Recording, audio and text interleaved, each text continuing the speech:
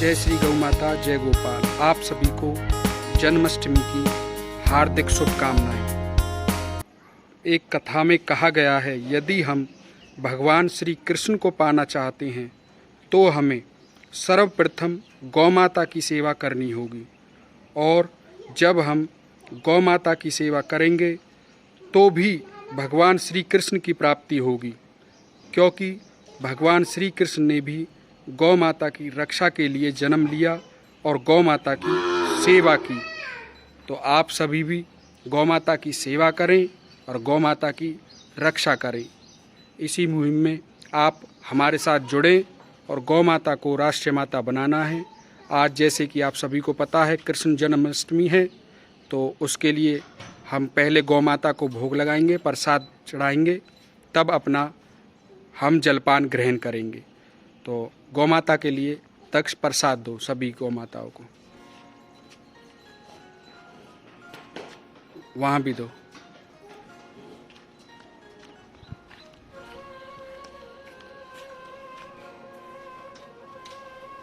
खिलाओ आराम से हाथ से।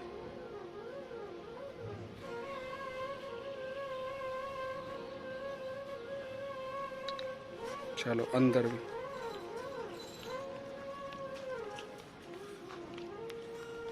जैसा कि आपको पता है, गौ माताओं से श्री कृष्ण का बहुत ही लगाव था।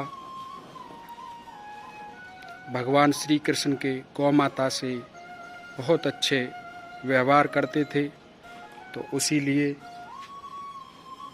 हम भी कोशिश कर रहे हैं। गौ रक्षक भगवान श्री कृष्ण ने गौ माता की रक्षा के लिए क्या क्या नहीं किया। उन्होंने देवानल से बचाया, इंद्र के कोप से गायों को ब्रजवासियों की रक्षा के लिए गिरिराज गोवर्धन को कनिष्ठ उंगली पर उठाया।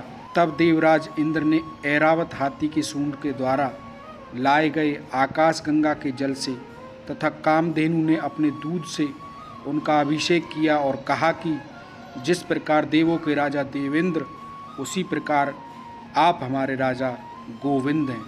भगवान श्री कृष्ण का बाल्य जीवन गौ सेवा में बीता, इसलिए उनका नाम गोपाल पड़ा। एक वाक्य और मैं आपको बता दूं, जब श्री कृष्ण ने पूतना वध किया था, तब उनके अंगों पर गोपियां गौमूत्र, गोरज और गौ माता की पूंछ से उनकी नज़र उतारा करती थी। तीनों लोकों के कष्ट हरने वाले श्री कृष्ण के अनिष्ट हरण का काम गाय करती थी। गाय माता की बहुत ही अपने आप में अपरंपार लीला है। मोर मुकुटी वनमाली पीताम्बरधारी श्री कृष्ण यमुना में अपने हाथों से मल मलकर गायों को नहलाते, स्नान कराते, अपने पीताम्बर से ही गायों का शरीर पोंछते, सहलाते और बछड़ों को गोद में लेकर उनका मुख पुचकारते।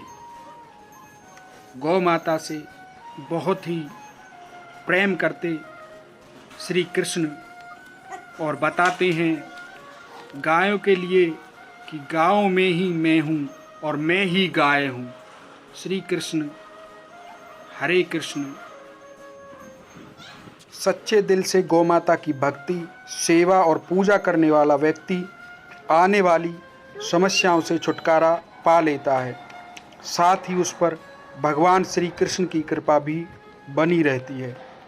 एक प्रचलित धार्मिक मान्यता इस प्रकार से भी है कि गौ माता में 33 कोटि देवी देवता निवास करते हैं, अतः गौ माता का पूजन करने से 33 कोटि देवी देवताओं का पूजन भी हो जाता है, उनका फल भी मिलता है। जब कभी गौ माता के बारे में बात होती है तो भगवान श्री कृष्ण का नाम अपने आप में ही आ जाता है। भगवान श्री कृष्ण की महिमा का गुणगान जितना किया जाए उतना कम है। श्री कृष्ण ने धरती पर रहते हुए इस दुनिया को जीने का सलीका बताया। श्री कृष्ण के जन्मोत्सव को ही जन्माष्टमी के रूप में मनाया जाता है। जय श्री कृष्णा, जय गोपाल।